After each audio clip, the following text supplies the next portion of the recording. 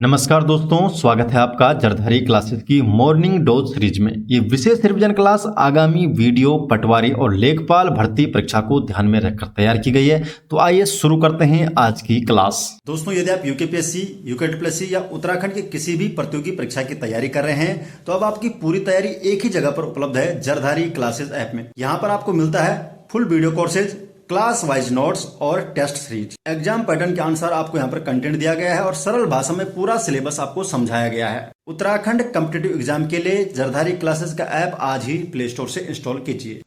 Question number 1 है, लाखामंडल शिलालेख के संदर्भ में निम्नलिखित कथनों पर विचार कीजिए। तो यहाँ पर 4 कथन दिए हैं और उपयुक्त में से कौन सा कथन सही है आपको बताना है। तो कथन 1 है, राजकुमारी ईश्वरा के पिता का नाम चंद्रगुप्त था। तो जो ये कथन है ये आपका गलत है। चंद्रगुप्त इनके पति का नाम था, तो इसलिए पहला वाला कथन तो है गलत। दूसरा है, इस अभिलेख के अनुसार यमुना उपत्यका में यादवों का राज्य था। बिल्कुल सही है। यदुवंशी राजाओं की राजधानी सिंहपुर देहरादून बताई गई है, तो ये भी सही कथन है। और लाखामंडल मंदिर का निर्माण नागर शैली में किया गया, तो ये कथन भी सही है। तो दूसरा, तीसरा और चौथा कथन सही है, तो इसका मतलब बी ऑप्शन सही जवाब हो जाएगा। 2, 3 और 4 वाला जो कथन है। डिटेल जान लेते हैं। तो कथन एक गलत है, क्योंकि जो राजकुमारी ईश्वरा है इसके पिता का नाम था भास्कर वर्मन, जबकि उनके पति का नाम जालंधर राजकुमार श्री चंद्रगुप्त था। लाखामंडल अभिलेख से स्पष्ट रूप से ज्ञात होता है कि यमुना उपत्यका में यादवों के राज्य का उल्लेख मिलता है और इस अभिलेख में यदुवंशी राजाओं की जो राजधानी है सिंहपुर देहरादून बताई गई है। लाखामंडल मंदिर जो कि नागर शैली में निर्मित है, जो उत्तर भारतीय मंदिर स्थापत्य की विशेषता बताता है। क्वेश्चन नंबर 2, सूची 1 और सूची 2 को सुमेलित करना है। पहली सूची में अभिलेख और स्थान दिए गए हैं, दूसरी सूची में इनसे संबंधित शासक या राजवंशों के बारे में बताया गया है। तो आप देख सकते हैं बालेश्वर मंदिर अभिलेख ये किससे संबंधित है? तो ये है आपका क्रांचल देव से संबंधित। धारशिल शिलालेख यह है अनंतपाल, जो कि पंवार वंश का शासक था, अनंतपाल से संबंधित है। कालीमठ शिलालेख इसका संबंध है राजा रुद्रशूल से।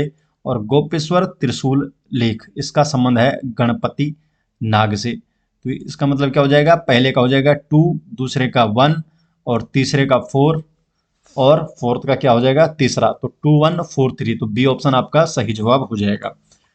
तो बालेश्वर मंदिर जो कि चंपावत है, जो चंपावत में है, 1223 ईस्वी का क्राचल देव का अभिलेख प्राप्त हुआ है। धारशिल शिलालेख ये उखीमठ गढ़वाल क्षेत्र का सबसे प्राचीन अभिलेख है, जो पंवार शासक अनंतपाल का है। कालीमठ ये रुद्रप्रयाग में है, यहाँ से रुद्रशूल नामक राजा के शिलालेख मिलते हैं। और गोपेश्वर त्रिशूल लेख में गणपति नाग और अशोक चल के अभिलेख मौजूद है। दोस्तों, लास्ट में आपसे एक प्रश्न पूछा जाएगा जिसका जवाब आपको कमेंट बॉक्स में देना है। क्वेश्चन नंबर 3 है, निम्नलिखित कथनों पर विचार कीजिए। इसमें 2 कथन दिए गए हैं। कथन 1 है, कालसी अभिलेख में इस क्षेत्र के लिए, जो उत्तराखंड है इस क्षेत्र के लिए कालसी अभिलेख में पुलिंद तथा यहाँ के निवासियों के लिए अपरांत शब्द का प्रयोग किया गया है। तो जो पहला कथन है ये आपका गलत है। यहाँ पर क्या है, बदल दिया गया है। कालसी अभिलेख को में इस क्षेत्र को क्या कहा गया है? अपरांत कहा गया है और यहाँ के लोगों को पुलिंद कहा गया है। तो इसका मतलब पहला कथन तो ये गलत है। दूसरा कथन क्या है, इस शिलालेख में 5 यूनानी राजाओं का उल्लेख मिलता है, जिनमें मिस्र के शासक का नाम टोलेमी फिलाडेल्फस बताया गया है। तो बिल्कुल दूसरा कथन आपका सही है। इसमें 5 यूनानी राजाओं का उल्लेख मिलता है, इसमें एक टोलेमी भी था। तो इसका मतलब बी ऑप्शन केवल सही है, केवल दूसरा कथन आपका सही है। तो कालसी अभिलेख जो अशोककालीन अभिलेख है, ये इस क्षेत्र को, उत्तराखंड को अपरांत और यहाँ के लोगों को पुलिंद कहा गया है। इसमें 5 यूनानी राजाओं का उल्लेख मिलता है।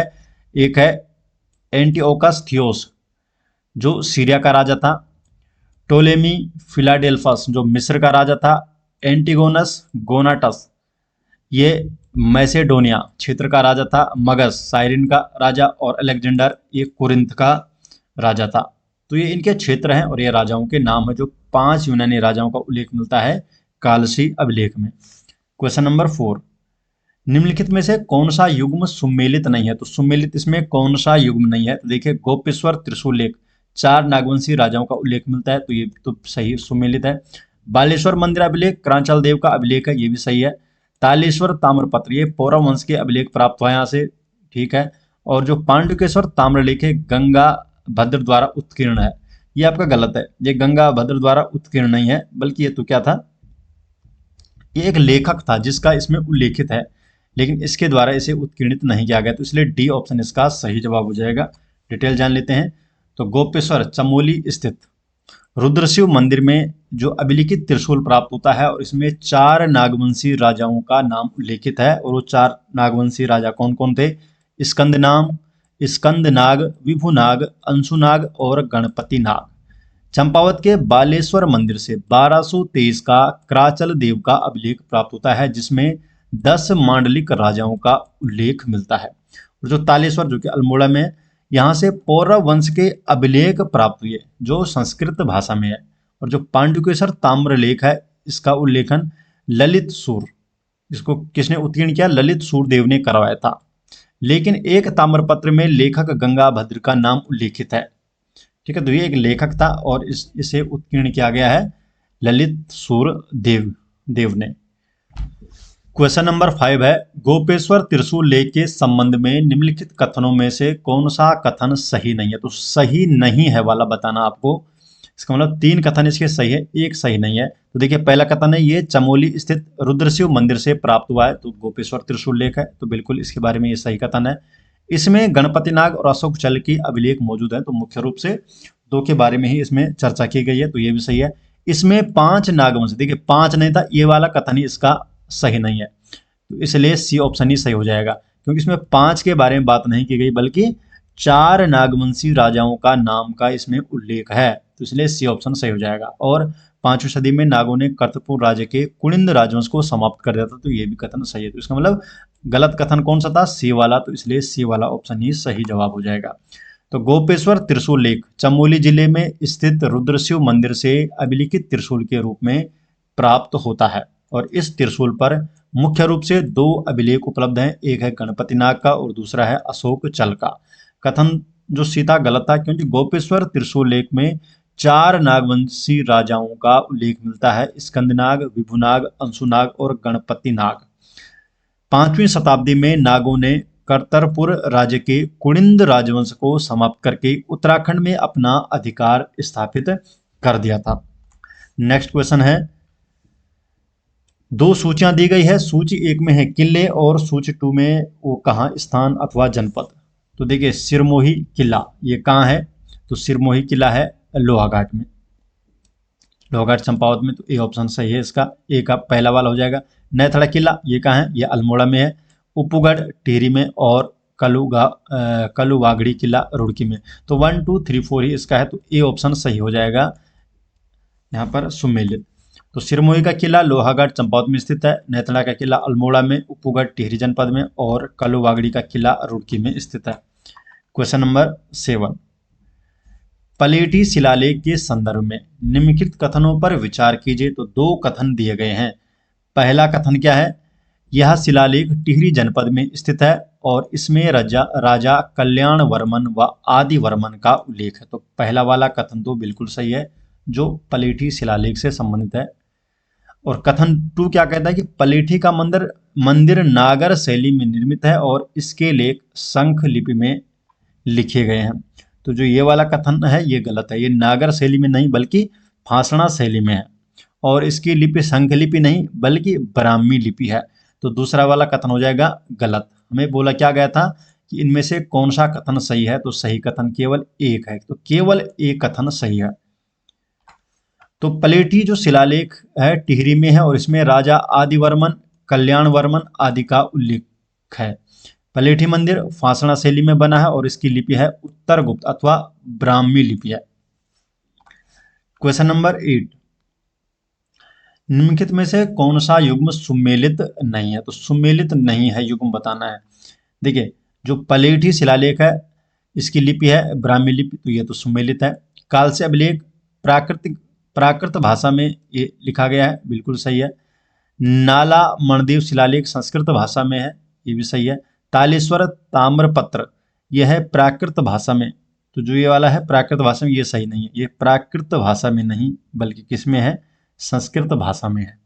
तो डी ऑप्शन ही आपका सही जवाब हो जाएगा। पलेटी शिलालेख टिहरी में स्थित राजा कल्याण वर्मन व आदि वर्मन का उल्लेख है और लिपि है ब्राह्मी लिपि। कालसी अभिलेख देहरादून में प्राकृत भाषा और ब्राह्मी लिपि में है। नाला मणिदेव जो शिलालेख है जो कि गुप्त काशी में स्थित है और इसमें मंदिर निर्माण का उल्लेख संस्कृत भाषा में उत्कीर्ण किया गया है। तालेश्वर ताम्रपत्र अल्मोड़ा में है और संस्कृत भाषा में है। क्वेश्चन नंबर 9, बालेश्वर मंदिर अभिलेख जो कि चंपावत, इसके विषय में निम्नलिखित कथनों पर विचार कीजिए और इनमें से बताना है कौन से कथन सही है। तो पहला जो कथन है, यह 1223 ईस्वी का कराचल देव का अभिलेख है। तो ये तो आपका बिल्कुल सही है। इसमें 10 मांडलिक राजाओं का उल्लेख मिलता है, ये कथन भी सही है। इन सभी राजाओं में सभी चंद वंश के थे, सभी चंद वंश थे। जो 10 मांडलिक राजा, क्या ये सभी चंद वंश के थे? तो नहीं, चंद वंश के नहीं थे। इसका मतलब यही वाला कथन आपका गलत है। इसमें कुछ चंद वंश के थे और कुछ खस राजा थे। और यह अभिलेख इस बात की पुष्टि करता है कि ये राजा कराचल देव के अधीन थे। तो ये भी बिल्कुल है कि जो ये सभी के सभी 10 मांडलिक राजा हैं ये कराचल देव के अधीन थे। तो पहला, दूसरा और चौथा ये आपके सही कथन है। तो इसका मतलब बी ऑप्शन सही हो जाएगा। तो चंपावत के जो बालेश्वर मंदिर में 1223 ईस्वी में कराचल देव का अभिलेख प्राप्त हुआ और इस अभिलेख में 10 मांडलिक राजाओं का स्पष्ट उल्लेख मिलता है। इसमें जो ये 10 राजा थे, 10 मांडलिक राजा थे, इसमें 3 राजा तो चंदवंश के थे और जो शेष 7 राजा थे ये खस राजा थे। और ये अभिलेख इस तथ्य की पुष्टि करता है कि सभी मांडलिक राजा कराचल देव के अधीन कार्यरत थे। क्वेश्चन नंबर 10, सूची 1 और सूची 2 को सुमेलित करना है। सूची 1 में है स्रोत अथवा अभिलेख और सूची 2 में इनकी भाषा अथवा लिपि। तो ये आपको दिखानी है। कालसी जो अभिलेख है, तो कालसी अभिलेख यह है प्राकृत भाषा में, ये सही है। पलेटी शिलालेख यह है ब्राह्मी लिपि, इसकी लिपि है ब्राह्मी। शक्ति स्तंभ जो लेख जो उत्तरकाशी में है यह है शंख लिपि व ब्राह्मी लिपि में। और जो तालेश्वर ताम्रपत्र है यह है संस्कृत भाषा में। इसका मतलब 2143 डी ऑप्शन इसका सही जवाब हो जाएगा। तो कालसी अभिलेख की भाषा प्राकृत और लिपि है ब्राह्मी लिपि। पलेटी शिलालेख उत्तर गुप्त ब्राह्मी लिपि में लिखा गया है। उत्तरकाशी शक्ति स्तंभ जो त्रिशूल लेख है ये ब्राह्मी व शंख लिपि का इसमें प्रयोग हुआ है। और तालेश्वर ताम्रपत्र संस्कृत भाषा में है। हेलो दोस्तों, अगर आप उत्तराखंड कनिष्ठ सहायक भर्ती 2026 की तैयारी कर रहे हैं और उत्तराखंड सामान्य ज्ञान को मजबूत करना चाहते हैं तो आपके लिए लेकर आए हैं एक उत्तराखंड जीके कंप्लीट कोर्स, जिसमें आपको मिलेगा कॉन्सेप्ट बेस्ड और एग्जाम ओरिएंटेड प्रिपरेशन। इस बैच में हम उत्तराखंड जीके को बिल्कुल बेसिक से लेकर एडवांस लेवल तक विस्तार से पढ़ेंगे ताकि आपकी तैयारी सही दिशा में आगे बढ़ सके। यह पूरा कोर्स लगभग 45 डे में कंप्लीट कराया जाएगा और आपको प्रतिदिन 2 वीडियो लेक्चर उपलब्ध कराए जाएंगे। साथ ही हर टॉपिक के डिटेल्स पीडीएफ नोट्स भी दिए जाएंगे जिन्हें आप आसानी से डाउनलोड भी कर सकते हैं।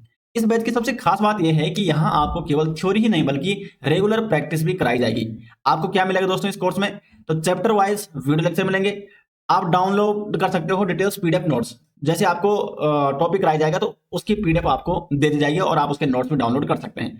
टॉपिक वाइज एमसीक्यू टेस्ट भी यहाँ पे कराए जाएंगे। डिटेल्स एक्सप्लेनेशन के साथ प्रैक्टिस क्वेश्चन कराए जाएंगे। 10 पीवाईक्यू यानी previous year paper mock test जो प्रत्येक रविवार को दिया जाएगा आपको, जिससे आप अनुमान लगा सकते हो कि इससे पहले किस प्रकार के प्रश्न एग्जाम में पूछ जाते हैं, पेपर कैसे बनता है। तो 10 पीवाईक्यू यानी प्रीवियस ईयर पेपर भी आपको दिए जाएंगे, मॉक टेस्ट दिया जाएगा और मॉक टेस्ट भी आपको कैसा होगा, प्रत्येक क्वेश्चन को इसमें भी डिटेल्स में एक्सप्लेन किया जाएगा जो आंसर की होगी। एमसीक्यू मॉक टेस्ट हिंदी और इंग्लिश यानी बायलिंगुअल होंगे। हर टेस्ट को इस तरह डिजाइन किया गया है कि आपको रियल एग्जाम जैसे प्रैक्टिस मिल सके और आपकी एक्यूरेसी तथा कॉन्सेप्ट क्लियरिटी दोनों मजबूत हो। अगर आपका लक्ष्य है दोस्तों उत्तराखंड कनिष्ठ सहायक भर्ती 2026 में बेहतर स्कोर और सिलेक्शन प्राप्त करना, तो यह बैच आपकी तैयारी को एक नई दिशा देगा। तो देर किस बात की है, आज ही इस बैच को ज्वाइन कीजिए और अपनी तैयारी को मजबूत बनाइए। क्वेश्चन की तरफ बढ़ते हैं। क्वेश्चन नंबर 11 है, पांडुकेश्वर ताम्रपत्र के संदर्भ में निम्नलिखित कथनों पर विचार कीजिए। तो कथन 1 और कथन 2 दिया गया है। कथन 1 है, इन ताम्रलेखों में कत्यूरियों की राजधानी कार्तिकेयपुर का उल्लेख किया गया है। तो यहाँ पर क्या है, कार्तिकेयपुर का उल्लेख किया गया है, तो बिल्कुल सही है ये वाला कथन। और दूसरा है एक ताम्रपत्र में लेखक के रूप में गंगाभद्र का नाम उल्लेखित है, तो ये भी सही है। यहाँ पर एक लेखक के रूप में गंगाभद्र का नाम उल्लेखित है, तो इसका मतलब दोनों ही कथन ये सही है। क्वेश्चन नंबर 12 है, निम्नलिखित में से कौन सा युग्म सुमेलित नहीं है। देखो, तालेश्वर जो ताम्रपत्र था इसमें 5 पौरव वंशीय राजाओं का उल्लेख है, बिल्कुल सही है। गोपेश्वर त्रिशूलेख गणपति नाग व अशोकचल का अभिलेख है। बालेश्वर मंदिर अभिलेख 10 मांडलिक राजाओं का उल्लेख है, जिसमें 3 चंद्रवंश के थे और 7 खस राजा थे। और बागेश्वर शिलालेख, इसमें 12 राजाओं के नाम लिखित है, बिल्कुल गलत, ये वाला नहीं है। 12 राजा नहीं थे, बल्कि कितने थे वो, 8 राजाओं का उल्लेख है बागेश्वर शिलालेख में। तो इसलिए जो डी वाला कथन है ये आपका सुमेलित नहीं है, इसका मतलब यही आपका सही जवाब हो जाएगा, डी ऑप्शन। तालेश्वर ताम्रपत्र में 5 पौरव वंशीय राजाओं विष्णुवर्मन प्रथम, वृषवर्मन, श्री अग्निवर्मन, धृतिवर्मन, विष्णुवर्मन द्वितीय, ये 5 पौरवंशीय राजाओं का इसमें उल्लेख है तालेश्वर ताम्रपत्र में। गोपेश्वर त्रिशूलेख में मुख्य रूप से 2 अभिलेख मौजूद है, एक है गणपति नाग का और दूसरा है अशोक चल का। बालेश्वर मंदिर में अभिलेख में 10 मांडलिक राजाओं का उल्लेख मिलता है और बागेश्वर शिलालेख में 8 राजाओं का नाम उल्लेखित है। क्वेश्चन नंबर 13, पलेठी शिलालेख किस लिपि में उत्कीर्ण है। तो ये किस लिपि में उत्कीर्ण है, उत्तर गुप्त अर्थात ब्राह्मी लिपि में, तो सी ऑप्शन सही जवाब है। तो पलेठी शिलालेख टिहरी जनपद में स्थित है और यह 7वीं शताब्दी का है। इसे ब्राह्मी लिपि में लिखा गया है जो 6ठी 7वीं शताब्दी में प्रचलित थे। इसमें राजा कल्याण वर्मन और आदि वर्मन का जो लेख है संस्कृत भाषा में मौजूद है। क्वेश्चन नंबर 14, तालेश्वर ताम्रपत्र जो कि अल्मोड़ा में, इसके संदर्भ में निम्नलिखित में से कौन सा कथन असत्य है। तो यहाँ पर असत्य कथन आपको बताना है। पहला कथन है कि ये पौरव वंश के राजाओं से संबंधित है, तो बिल्कुल सही है। इसमें 5 पौरव वंशीय राजाओं के नाम मिलते हैं, ये भी आपका सही है। अग्निवर्मन ने परम भट्टारक महाराजा धीराज की उपाधि धारण की, ये भी आपका सही कथन है। और पौरवंशीय राजाओं के कुलदेवता विष्णु थे, ये गलत है। कुलदेवता विष्णु नहीं थे, बल्कि कौन थे, शिव थे। तो इसलिए डी ऑप्शन ही सही जवाब हो जाएगा। डिटेल जान लेते हैं। तो तालेश्वर अल्मोड़ा से पौरव वंश के अभिलेख प्राप्त हुए जो संस्कृत भाषा में उत्कीर्ण है। इस ताम्रपत्र में 5 पौरवंशीय राजा कौन है, विष्णुवर्मन प्रथम, वृषवर्मन, अग्निवर्मन, द्वितीयवर्मन और विष्णुवर्मन द्वितीय के नाम मिलते हैं। राजा अग्निवर्मन ने परम भट्टारक महाराजा धीराज जैसे प्रतिष्ठित उपाधि धारण की। आपको कमेंट में बताना है कि परम भट्टारक महाराजा धीराज की जो उपाधि है किस और राजा ने धारण की थी, तो आपको कमेंट बॉक्स में बताना है। इसमें जो कथन जो डी था वो गलत था, क्योंकि पौरव वंशीय राजाओं के कुलदेवता थे वीरनेश्वर स्वामी अर्थात शिव, विष्णु नहीं थे। क्वेश्चन नंबर 15, सूची 1 और सूची 2 में सुमेलित कीजिए। सूची 1 में है व्यक्ति के बारे में जो खोजकर्ता थे और सूची 2 में है संबंधित तथ्य। पहली सूची में व्यक्ति अथवा खोजकर्ता, तो पहला है जॉन फॉरेस्ट। तो जॉन फॉरेस्ट का से संबंधित तथ्य क्या है, तो जॉन फॉरेस्ट संबंधित है, ये जॉन फॉरेस्ट एक खोजकर्ता थे जिन्होंने कालसी अभिलेख की खोज की थी 1860 में, तो ए का हो जाएगा बी 2। और जालंधर राजकुमार श्री चंद्रगुप्त ये कौन व्यक्ति थे, ये थे ईश्वरा राजकुमारी ईश्वरा के पति। ये खोजकर्ता नहीं थे बल्कि राजकुमारी ईश्वरा के पति, जो अभिलेखों से मिलता है। ललित सूरदेव, ललित सूरदेव से संबंधित क्या तथ्य है, तो ललित सूरदेव से तथ्य संबंध है पांडुकेश्वर ताम्रलेख का उत्कीर्णन इनके द्वारा किया गया है। और राजा गणेश्वर ये उत्तरकाशी विश्वनाथ मंदिर निर्माता है।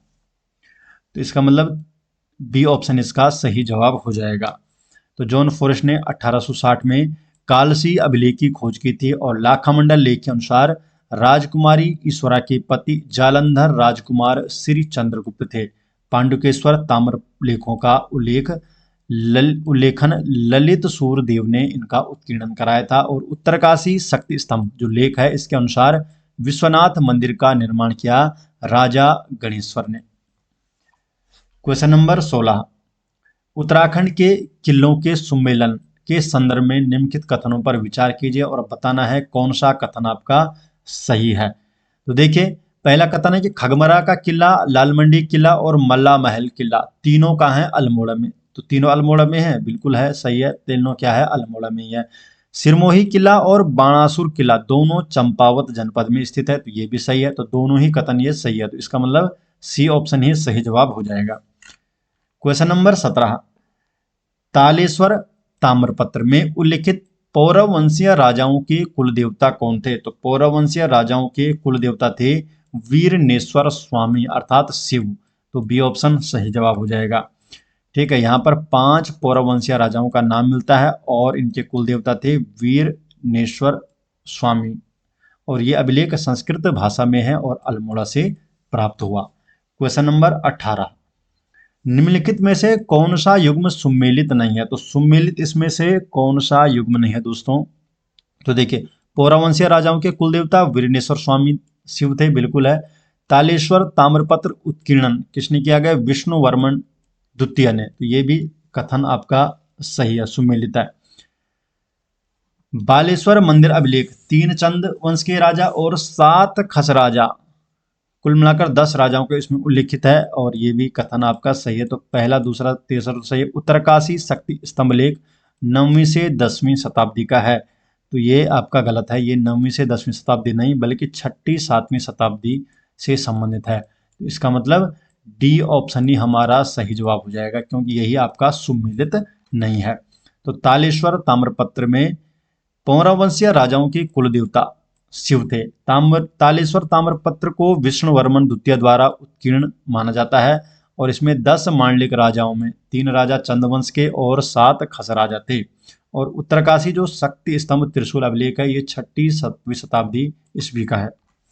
क्वेश्चन नंबर 19, पलेटी शिलालेख के बारे में निम्नलिखित कथनों पर विचार कीजिए और कौन सा कथन सही नहीं है, ये आपको यहाँ पर बताना है। पहला है, ये टिहरी जनपद में स्थित है और 7वीं शताब्दी का है, सही कथन है। इस पर राजा आदिवर्मन और करवर्धन का उल्लेख है, ये भी सही है। ये ब्राह्मी लिपि में लिखा गया है, ये कथन भी सही है। और पलेठी मंदिर नागर शैली में बना है, ये आपका गलत है, नागर शैली में नहीं बल्कि फासना शैली में है, तो इसलिए ये आपका कथन गलत हो जाएगा, 4 वाला कथन। इसका मतलब केवल 4 कथन, बी ऑप्शन सही जवाब हो जाएगा। पलेठी शिलालेख टिहरी जनपद में स्थित है और ये 7वीं शताब्दी का माना जाता है। इस शिलालेख में राजा आदिवर्मन, कल्याणवर्मन, आदित्यवर्धन और करवर्धन का स्पष्ट उल्लेख मिलता है। पलेठी शिलालेख पर उत्तर गुप्त अर्थात ब्राह्मी लिपि का प्रयोग किया गया है, जो 6ठी 7वीं शताब्दी में प्रचलित थी। कथन 4 गलत क्यों था? क्योंकि पलेठी मंदिर फासना शैली में बना है। क्वेश्चन नंबर 20, 2 सूचियां दी गई है। सूची 1 में अभिलेख और सूची 2 में इनका विवरण दिया गया है। लाखा मंडल अभिलेख ये किससे संबंधित है? तो ये है आपका राजकुमारी ईश्वरा व यादवों का राज्य से संबंधित, तो ये वाला कथन सही है। गोपेश्वर त्रिशूल लेख में किसका विवरण है? 4 नागवंशीय राजाओं का उल्लेख मिलता है। बागेश्वर शिलालेख में प्रथम कत्यूरी शासक बसंतदेव बताया गया है इस शिलालेख में। और कालसी अभिलेख कुनिंद जाति मौर्यों के अधीन थी, ये बताया गया है। तो ये मतलब कुल मिला के 1 2 3 4 ही हो रहा है इसका, तो बी वाला कथन ही आपका सही, बी वाला ऑप्शन सही हो जाएगा। लाखामंडल अभिलेख राजकुमारी ईश्वरा से संबंधित है और इसमें यमुना उपत्यका में यादवों के राज्य का वर्णन है। गोपेश्वर त्रिशूल लेख में 4 नागवंशी राजा स्कंदनाग, विभुनाग, अंशुनाग और गणपति नाग का उल्लेख है। बागेश्वर शिलालेख के अनुसार प्रथम कत्यूरी शासक बसंत देव थे। और कालसी अभिलेख से स्पष्ट होता है कि प्रारंभ में कुनिंद जाति मौर्यों के अधीन थी। क्वेश्चन नंबर 21, बालेश्वर मंदिर अभिलेख जो कि 1223 ईस्वी का है, इसमें उल्लिखित 10 मांडलिक राजाओं में से कितने राजा चंदवंश के थे? तो चंदवंश के कितने राजा थे? तो 3 राजा चंदवंश के थे और 7 आपके खस राजा थे। इसका मतलब बी ऑप्शन आपका सही जवाब हो जाएगा। क्वेश्चन नंबर 22, क्वेश्चन नंबर 22 क्या है? यहाँ पर सूची 1 और सूची 2 गई है और सही कूट का चयन करना है। सूची 1 अभिलेख से संबंधित है और इनके विशेष तथ्य यहाँ पर सूची 2 में दिए गए हैं।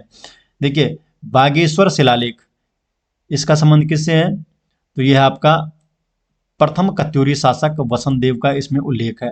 पांडुकेश्वर ताम्रलेख, ये है कत्यूरी की राजधानी कार्तिकेयपुर का इसमें उल्लेख है। धाराशिल शिलालेख, ये किससे संबंधित है? इसमें गढ़वाल का सबसे प्राचीन शिलालेख है धाराशिला लेख इससे। और जो नाला मणदेव शिलालेख है, यहाँ पर बौद्ध धर्म के चिन्ह के अवशेष का यहाँ पर साक्ष्य मिलता है। इसका मतलब है ए का सी है, 2 का बी है, 3 का ए है और 4 का डी है। ए ऑप्शन इसका सही जवाब हो जाएगा। डिटेल जान लेते हैं। तो बागेश्वर शिलालेख से कत्यूरी राजा भूदेव का लेख प्राप्त हुआ, जिसमें 8 राजाओं के नाम हैं और कत्यूरी शासक बसंत देव का उल्लेख मिलता है। पांडुकेश्वर ताम्रलेख में कत्यूरियों की राजधानी कार्तिकेयपुर का स्पष्ट उल्लेख किया गया है और लेखक गंगाभद्र का नाम इसमें उल्लिखित है। धाराशिल शिलालेख गढ़वाल क्षेत्र से प्राप्त सबसे प्राचीन अभिलेख है, जो कीमठ से मिला है और ये पंवार शासक अनंतपाल का अभिलेख है। नाला मणदेव शिलालेख, ये गुप्तकाशी में स्थित है और ये बौद्ध धर्म के चिन्ह का अवशेष प्रतीत होता है। इसमें मंदिर निर्माण का उल्लेख संस्कृत भाषा में दिया गया है। क्वेश्चन नंबर 23 है। 2 सूचियां हैं। सूची 1 में है शिलालेख अभिलेख और सूची 2 में संबंधित राजा कालीमठ शिलालेख।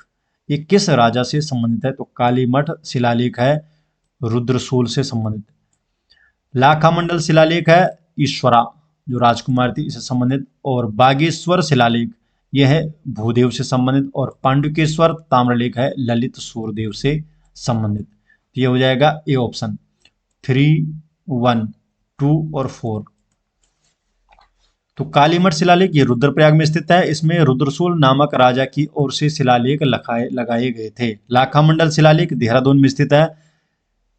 राजकुमारी ईश्वरा का अभिलेख प्राप्त हुआ यहाँ से, जिनके पिता भास्कर वर्मन थे। और बागेश्वर शिलालेख से कत्यूरी राजा भूदेव का लेख प्राप्त होता है, जिसमें 8 राजाओं के नाम उल्लेखित किए गए हैं। और जो पांडुकेश्वर ताम्रलेख है, इसका उल्लेखन ललित सूरदेव ने करवाया था। क्वेश्चन नंबर 24 है। गोपेश्वर त्रिशूल लेख में उल्लिखित नागवंशीय राजाओं में से कौन सा राजा शामिल नहीं है? तो यहाँ पर 4 ऑप्शन दिए गए हैं। और जो गोपेश्वर त्रिशूल है, त्रिशूल लेख, इसमें क्या है, 4 नागवंशीय राजाओं का जिक्र किया गया है। तो 3 का नाम इसमें दिया गया है, एक इसमें से कौन नहीं है? तो कौन है? देखिए, स्कंद नाग का तो जिक्र किया गया है। ठीक है, 4 थे, स्कंद नाग, विभुनाग, अंशुनाग और गणपति नाग। तो यहाँ पर क्या है, स्कंद नाग भी है, अंशुनाग भी है, गणपति नाग है, धर्मनाग नहीं था। तो इसका मतलब यही डी ऑप्शन इसका गलत जवाब हो जाएगा। तो गोपेश्वर त्रिशूल लेख चमोली के रुद्रशिव मंदिर से प्राप्त होता है। इसमें 4 नागवंशीय राजा स्कंदनाग, विभुनाग, अंशुनाग और गणपति नाग का उल्लेख मिलता है। 5वीं सदी में नागों ने कर्तरपुर राज्य के कुनिंद राजवंश को समाप्त कर उत्तराखंड में अधिकार कर लिया था। Question number 25। निम्नलिखित में से कौन सा युग्म सुमेलित नहीं है? तो सुमेलित नहीं वाला युग्म हमें देखना है। तो कौन सा नहीं? देखिए, पहला क्या है, कालीमठ शिलालेख रुद्रसूल नामक राजा ने उल्लेखित किया गया है, तो ये वाला तो कथन सुमेलित है। लाखामंडल शिलालेख राजकुमारी ईश्वरा से संबंधित है, सही है। बागेश्वर शिलालेख भूदेव द्वारा लगाया गया था, ये भी सही है। और जो धाराशिल जो शिलालेख है, ये क्या है, ललित सूरदेव से संबंधित नहीं है। इसका मतलब डी ऑप्शन आपका सही जवाब हो जाएगा। इस अभिलेख में ललित सूरदेव का कोई जिक्र नहीं किया गया है। इसमें तो अनंतपाल जो पंवार शासक था, इसका जिक्र इसमें किया गया है। ये अनंतपाल का अभिलेख है। तो इसका मतलब डी ऑप्शन आपका सही जवाब हो जाएगा। डिटेल जान लेते हैं। कालीमठ शिलालेख रुद्रप्रयाग में स्थित है और यहाँ रुद्रसूल नामक राजा की ओर से शिलालेख लगाए गए हैं। लाखामंडल जो कि देहरादून में स्थित है, राजकुमारी ईश्वरा का शिलालेख प्राप्त होता है, जिसमें इसके पिता का नाम भास्कर वर्मन बताया गया है और पति का नाम है जालंधर, जो राजकुमार थे श्री चंद्रगुप्त पति का नाम है। बागेश्वर शिलालेख से कत्यूरी राजा भूदेव का लेख प्राप्त हुआ, जिसमें 8 राजाओं के नाम उल्लिखित है। और धाराशिल शिलालेख गढ़वाल क्षेत्र से प्राप्त सबसे प्राचीन अभिलेख है, जो उखीमठ से मिला है और ये पंवार शासक अनंतपाल का अभिलेख है। Question number 26। सूची 1 और सूची 2 को, सूची 1 में किला और सूची 2 में है उनके स्थान।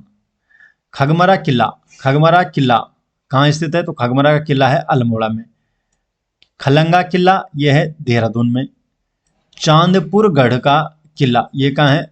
चमोली में। और कुराड़ किला, यह है पौड़ी गढ़वाल में। तो ए का हो गया 2, बी का हो गया 3, तो 2 3 किस में है, ए वाले ऑप्शन में, तो इसका मतलब ए ऑप्शन इसका सही जवाब हो जाएगा। तो खगमरा का किला अल्मोड़ा में, खंगला किला नालापानी देहरादून में स्थित है, चांदपुर गढ़ किला चमोली में, और गुराड़गढ़ चौंदकोट पौड़ी गढ़वाल में स्थित है। क्वेश्चन नंबर 27 है दोस्तों, जिसका जवाब को देना है कमेंट बॉक्स में। तो लाखामंडल शिलालेख, इसके अनुसार राजकुमारी ईश्वरा की पति का नाम क्या था? तो पहले भी 1-2 बार आ चुका है, तो इसका जवाब को देना है कमेंट बॉक्स में। और जो दोस्तों, अगर आप जरधारी क्लासेस के ई बुक नोट्स आते हैं तो उसका लिंक आपको डिस्क्रिप्शन में दिया गया है, या आप डायरेक्टली गूगल पर भी सर्च कर सकते हैं jardhariclasses.in। तो आप हमारे ई बुक स्टोर में पहुंच जाएंगे और यहाँ पर जरधारी क्लासेस के सभी नोट्स आपको देखने को मिल जाएंगे। तो मिलते हैं दोस्तों नेक्स्ट वीडियो के साथ, तब तक के लिए आपका बहुत बहुत धन्यवाद।